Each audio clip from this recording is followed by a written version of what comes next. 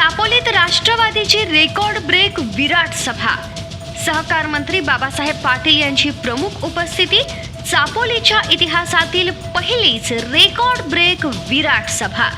उमेदवारांना अभूतपूर्व प्रतिसाद. चाकूर तालुक्यातील चापोली जिल्हा परिषद व पंचायत समिती निवडणुकीच्या पार्श्वभूमीवर राष्ट्रवादी काँग्रेसनं जोरदार शक्ती प्रदर्शन केलं.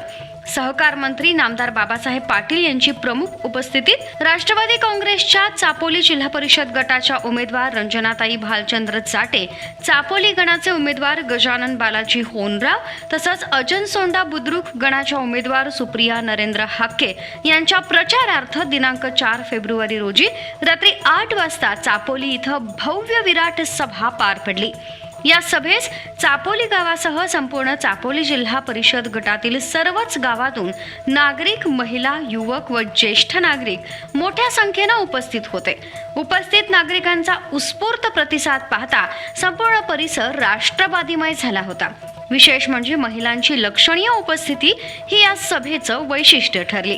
उपस्थितांचा उत्साह, प्रचंड गर्दी आणि सभेतील वातावरण पाहता ही सभा जणू विजय सभाच असल्याचं चित्र निर्माण झालं असून चापोलीच्या इतिहासातील ही पहिलीच रेकॉर्ड ब्रेक विराट सभा ठरल्याची चर्चा उपस्थितांमध्ये होती.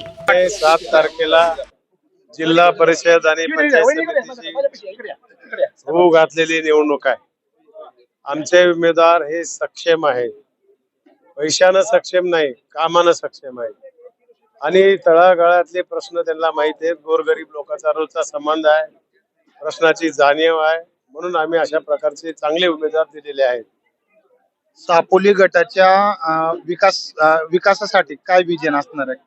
चापोलीच्या लोकांना जे जे लागणार आहे, आज इकडे आमच्या मुस्लिम बांधवाला शादी खाण्याची आवश्यकता आहे. मागल्या वेळेस काही निधी दिला होता. इथे रामगिरी महाराजचा मठ आहे, तिथे द्यायचे. आम्हाला दलित समाजाचं सभागृह केलंय, अर्धवट राहिले, त्याला निधी पूर्ण द्यायचा आहे. मुस्लिम समाजाचा शादी खाण्याचा प्रश्न आहे आणि अजून नंतर काही लोकांच्या निघाले, काही रस्ते आहेत, पांधन रस्ते आहेत, जे जे लोकांच्या उपयोगाचे काम आहेत ते आम्ही काम करणार. इथल्या स्थानिक शेतकऱ्यांचे प्रश्न, युवा तरुणांचे प्रश्न आणि तसेच नागरिकांच्या काही मूलभूत समस्या आहेत का? माझ्या एवढ्या समस्या तरुणाच्या तर कुणी सोडवलं नाही. या माझ्याकडे रेकॉर्ड आहे. 1000 लोकांच्या मुलाखती ब्रँडेड कंपन्या तिथं आणलो होतो मी. त्याच्यापैकी 500 लोकांना त्यांनी सिलेक्ट केलं.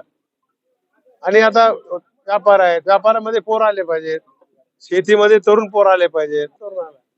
सध्या पाहिलं तर चापोली जिल्हा परिषद आणि पंचायत समिती गणातून सामाजिक, शैक्षणिक आणि आरोग्य विभागामधले आपण उमेदवार दिलेले आहेत, त्यांच्याविषयी काय सांगा? समाजाला जे प्रश्न समजू शकते.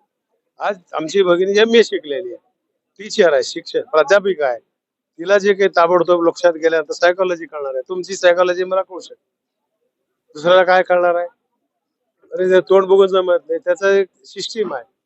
एखाद्याकडून प्रश्न समजून घ्यायचा असं ऐकावं लागतं आम्हाला जास्त. आम्ही काय, मला माहित आहे तुमचं बोलणंच तयार झालं नाही तर मला माहित बी असलं तुमचं बोलणं पूर्ण झाल्याशिवाय मला प्रश्नाचं उत्तर देता येईल का पाटील साहेब? ही एवढी आपल्याला स्पेस ठेवावं लागेल.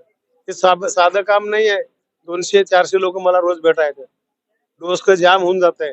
जाम होऊन जमना, तुमचं ऐकून घ्यावं लागेल. प्रश्न काही पुस्तकातल्या प्रश्नासारखे विषयाचेच पैसे येत नाहीत. नवरा बायकोचं भांडण, कोणाची पोरगीच पळून गेली आहे, कोणाचं कोटात फुकून दिलाय, कोणाचं सोयाबीनच फुकून दिलंय, कोण पाईपच चोरून नेलाय. वेगवेगळे प्रश्न आहे.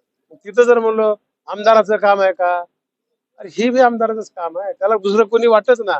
आता लाईटचा डिपो जळाला, मागं चापोली जळाला, कोणी नाही यार. लोकांनी फोन केला, 2 दिवसात डिपो दिला. मग अरे आमदाराला मला सांगतो का डिपो द्यायला? सत्य तुम्ही आमदार आहात, त्यांना गेलं तर लवकर मिळत नाही. ते जर फोन केला, अहो साहेब 50-60चा डिपो आहे, जळालाय, लोड जास्त आलाय, ताबडतोबीने वाढून द्या. लोड शिल्लक नसला तर नवीन डिपो द्या. लोड शिल्लक आहे का नाही मला कळलं. आमदारालाच माहित नाही लोड काय आहे, मग ते काय सांगू शकणार आहे? ऐकावं लागेल, आम्हाला समजून घ्यावं लागेल. खरा खोटा आहे. तिथं जर सोयरा आहे, जातीचा आहे, त्याच्यात जर क्वालिफिकेशन, त्याची कॅलिबिलिटी असली तर ते करू शकते ना. उगाच सोयरा आहे म्हणून घेतलं, बुद्धू ते काम बी करणार ना, नीट बी वागणार नाही.